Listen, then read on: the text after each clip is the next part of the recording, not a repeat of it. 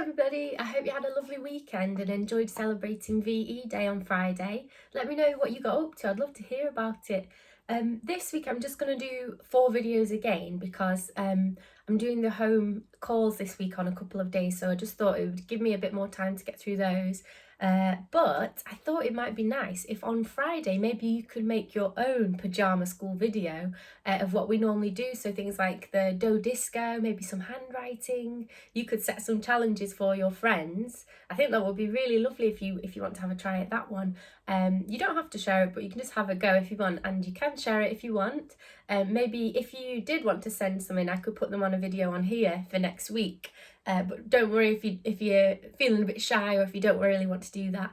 Another thing that we had last week was we had our riddle. So the riddle was, what was it again?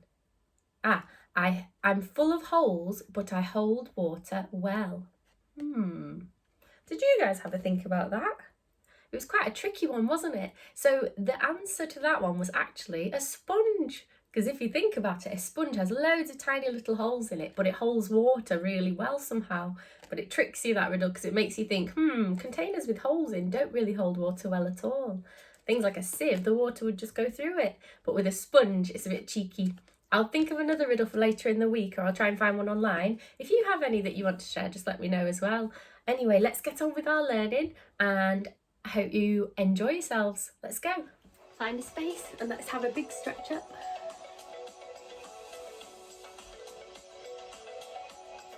And stretch out.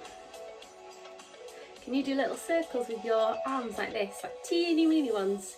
If you do it for ages, this one, it really hurts because you're using all the little muscles in your arm to keep your arms up. And you can try and do it the other way, so backwards. Do bigger circles. Sometimes the smaller ones actually hurt more because you're having to use more control. Okay, bend your elbows in and put them down. Then we're going to do a stretch over to this way.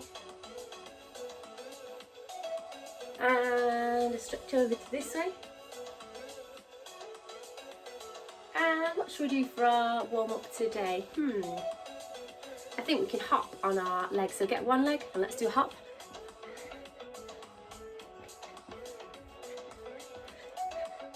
And swap to the other leg.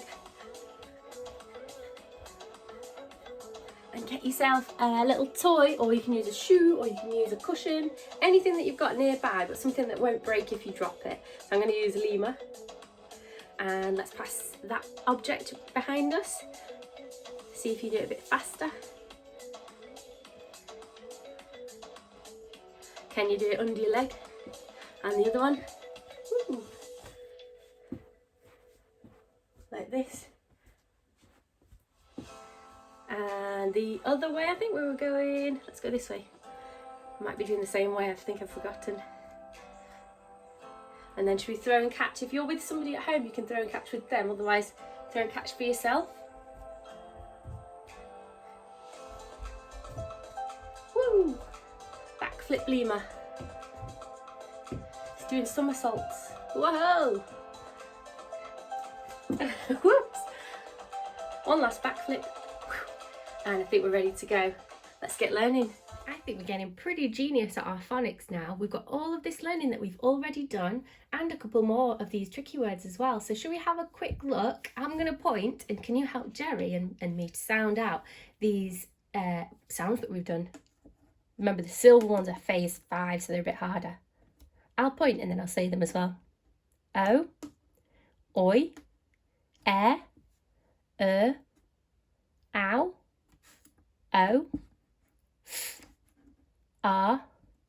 oi, a, your, or, oo, her. Oh, sorry, I just said her, didn't I? Not her.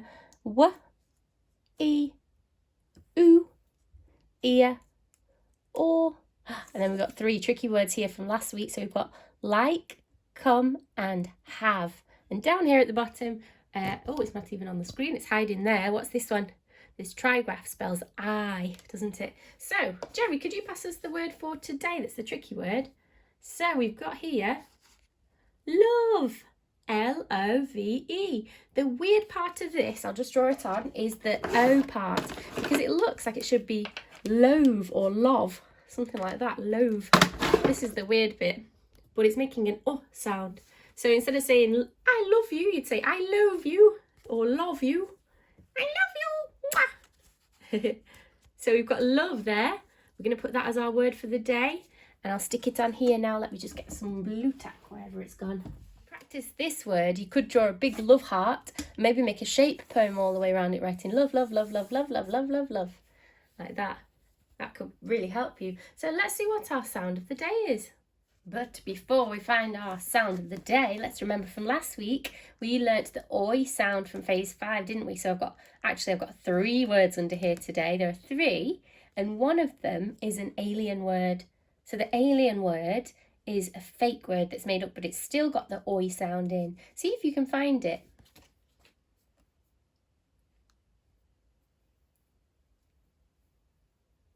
If you need some more time, just pause the video. I'm just going to go through each of these words. So we've got, in fact, I use a pencil. We've got t.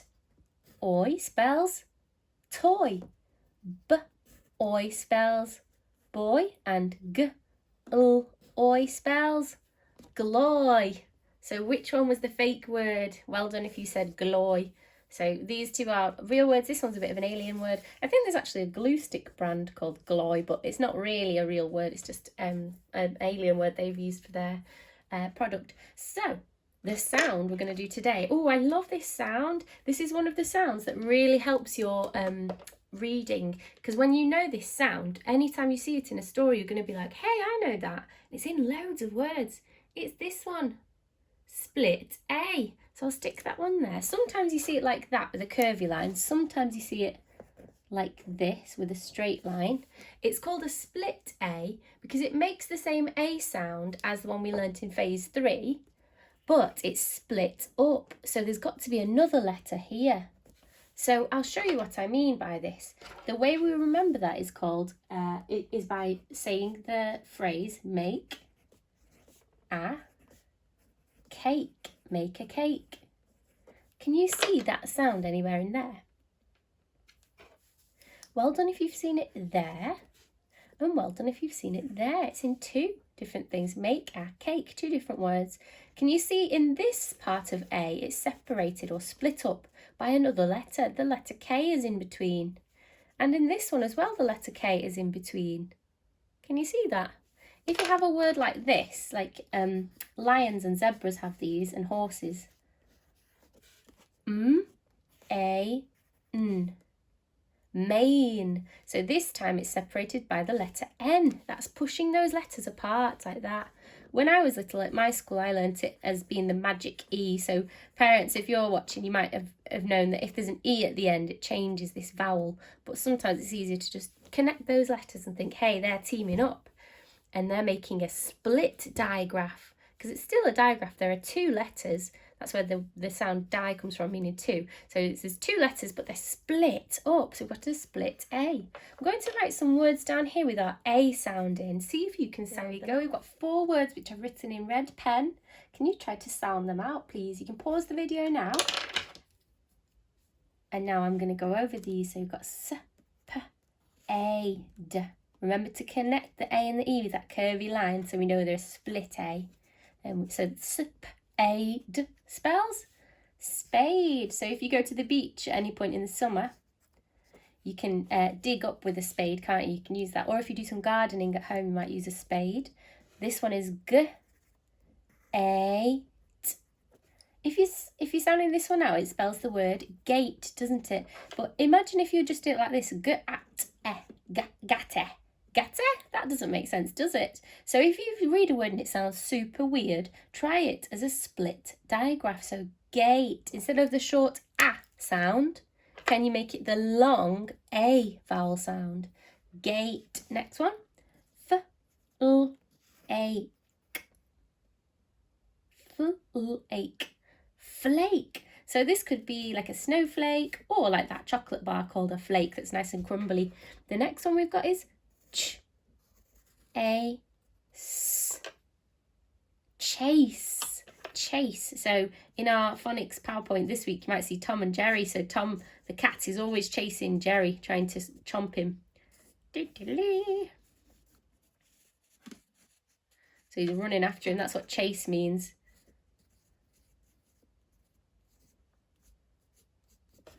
I've drawn a little cat chasing a mouse there. So what I'd like you to do is try and use one of these split A sounds in a sentence. And as another little challenge, as you're reading your books at home, see if you can spot this split A sound in any words that you read, or even on your daily walks, if you find any signs that have an A in them, or any words like that, because it appears everywhere. And as soon as we get these split digraphs, it really helps improve our writing. Okay, I hope that helps you today. It's time for some mega maths. So it says here, can I solve multiplication questions using arrays? Wow, a lot of long words in that one. Got multiplication and arrays. If you think back, we've covered this a couple of times in class, so I wonder if you can remember what that means. I'm going to show you anyway, but what we're dealing with today is multiplication, which means sometimes we call it lots of. That helps us get that idea in our head. So for this challenge today, you'll need either some Play-Doh or some objects to use for counting, and or you could actually do drawings. I'll show you both ways. So this is your challenge for today, and I'll show you how to do the first one. So it says 2 lots of 3 equals something. So if I just zip down here and use my space, we're looking for 2 lots of 3. So I'll just see if I can write that on a piece of paper to remind us. 2 lots of 3 equals something. And that's the way we read these questions in year 1. So 2 lots of 3. That's how we like to teach it. So 1 lot of 3, if you remember, looks like this.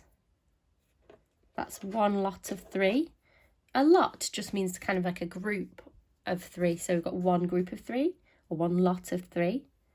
Then I've got 2 lots of 3. Can you see there's a lot of 3? And there's a lot of 3. A lot just means a group.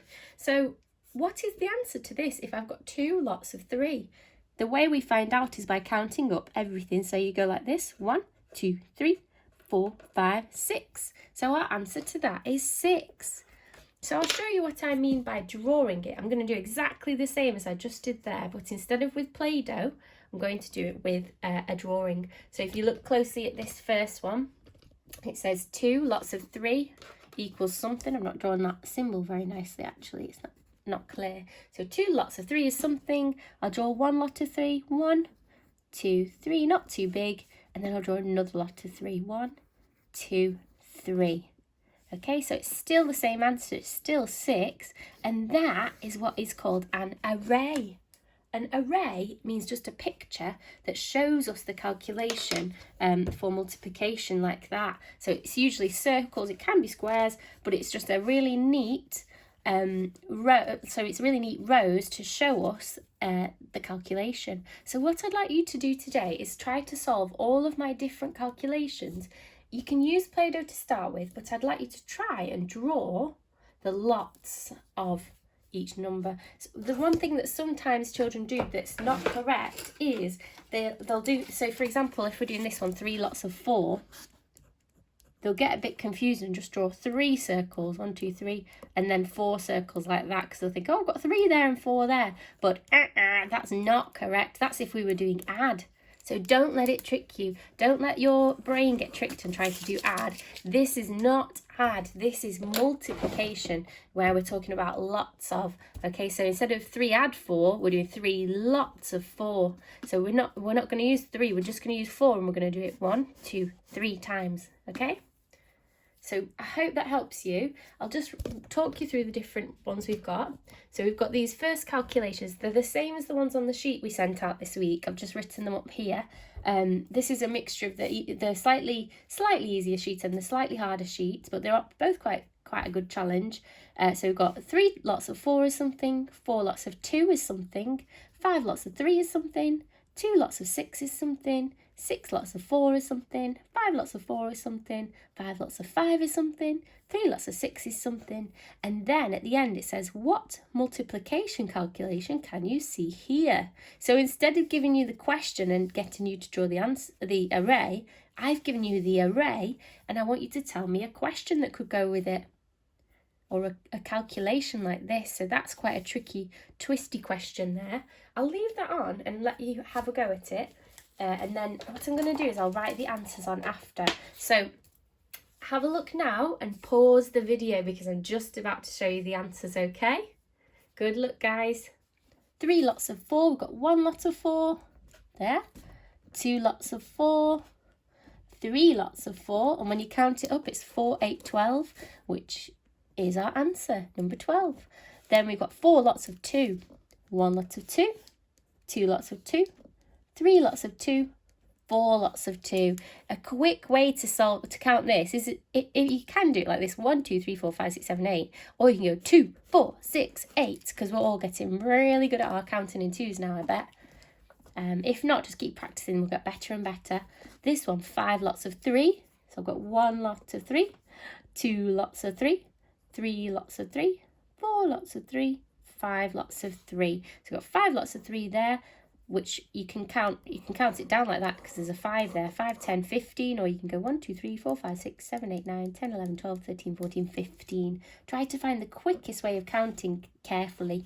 So this time I've got 2 lots of 6, 1, 2, 3, 4, 5, 6, there's 1 lot of 6, 1, 2, 3, 4, 5, 6, there's 2 lots of 6, 1, 2. So we've got 6, 12, there you go, or you can count it like this: 2, 4, 6, 8, 10, 12.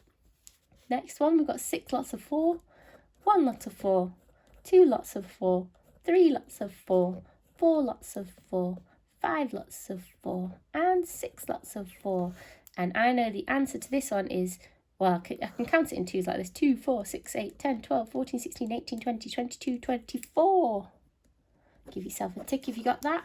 Next one, 5 lots of 4, 1 lot of 4 is this, 2 lots of 4 is this, 3 lots of 4 is this, 4 lots of 4 is this, and 5 lots of 4 is that. So we can do it like this: 5, 10, 15, 20, or you can count it in ones. Next one, 5 lots of 5. You could probably do this in your head actually. If you know how to count in fives, we're counting in fives 5 times. 5, 10, 15, 20, 25. The answer is 25, and I'll prove it with an array as well. 1 lot of 5, 2 lots of 5, 3 lots of 5, 4 lots of 5, and 5 lots of 5. So it goes 5, 10, 15, 20, 25. And last but not least, we've got 3 lots of 6. 1, 2, 3, 4, 5, 6. 1, 2, 3, 4, 5, 6. And 3 lots of 6. 1, 2, 3, 4, 5, 6. So here we've got 1, 2, 3, 4, 5, 6, 7, 8, 9, 10, 11, 12, 13, 14, 15, 16, 17, 18. 18, there you go. And the final one says, what calculation can you see here? So I can see there going across we've got a lot of 4. How many lots of 4 have we got? 1, 2, 3, 4, 5. So that could show 5 lots of 4. If you spin it this way, what could it show?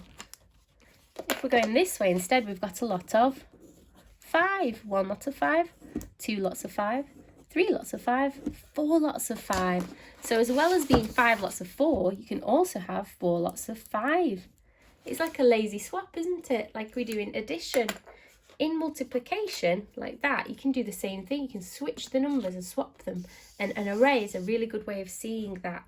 Okay, well done, guys. For English today, we're going to be thinking about Oliver's Vegetables again, that book.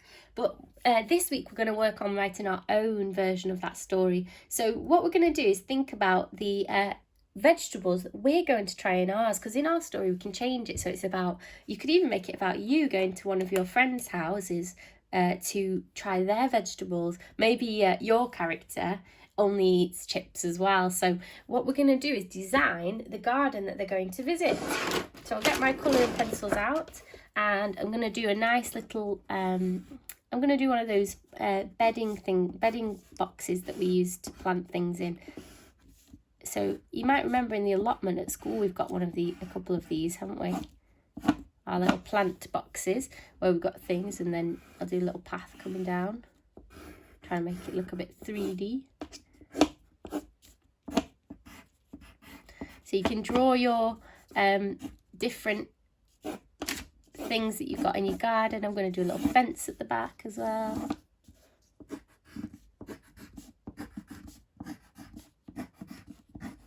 Maybe some nice bushes and plants at the back, which I can colour in a nice green colour. Maybe a tree and some birds. that's a nice way to draw those birds. If you remember, we looked at that last time, I think. Got sunshine. So in my plant boxes, I'm going to draw some tomatoes. I really like tomatoes. They're so refreshing. We've got a lot of vitamin C in as well, I think, which is good for your body. Helps it be healthier. So we'll draw my tomatoes here. What other vegetables could we have? You can invent your own. You can use the ones in Oliver's vegetables too, if that's easier. I've got tomatoes there. I'll just write tomatoes as well so I don't forget. And I'll try my best to use my super letter drawing writing as well. So I've got T-O-M-A-T. What's the O sound at the end? Can you remember? It's from phase 5. O and E. Well done if you said that. We've got tomatoes there. On this side, I think I'll put some lettuce. It's kind of scribbly lettuce, isn't it? It's a bit like a scribbly circle. I know slugs like to eat lettuce, so when you're growing that, you have to be careful of little pests coming and chomping it. So I'm going to write lettuce. Lettuce is a weird word. It's lettuce. Lettuce, like that. You could have, maybe I'll have leeks. So leeks are a root vegetable, aren't they? So they have little bits of the leaves sticking above the ground, and then underneath the ground they've got a bit of extra, a bit of the plant there that we can eat as well. Maybe I'll do some onions as well. So onions are another plant where we eat the root. So do you remember when we were learning about plants, you eat the bottom of it, or the bulb you can call it as well, when it's like that. So you eat the bulb of that one. So I'm going to put leeks here, with a kicking cut, and this one is onions, onions. So once you've done that, you've designed your garden, you can think of whose garden it is. So I'm going to put the time I'm going to go to, whose garden shall I go to? I'll go to Lima's garden. So I'll pretend I'm going to Lima's garden. So I'll draw Lima here.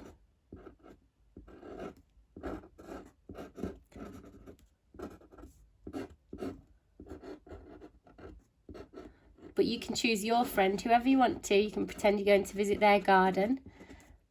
And then, so that's Lima, L-E-M-U-R. And then I'm going to draw me.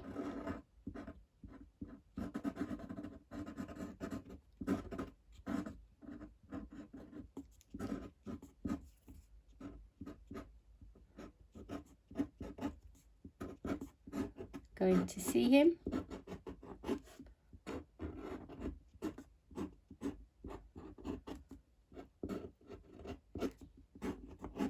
In my cat pajamas. They're so comfy, these pajamas. I'd love to wear them to real school. Maybe we should have a little pajama party at school when all this is over and we get to see each other again. So I've got me and Lima. There's Lima's garden. I could also colour this in. So I think yours will be really nice if you colour it in as well. And then tomorrow we're going to use this to give us some ideas to write sentences.